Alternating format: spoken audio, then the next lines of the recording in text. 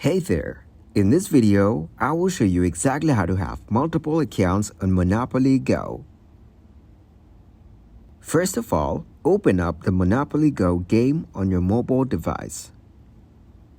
So after getting into this game, click on the menu icon from the top right corner, and then tap on the settings option from here. Now tap to connect your account to Facebook, or you can connect your account to your phone number and Apple ID. So tap to connect it with Facebook.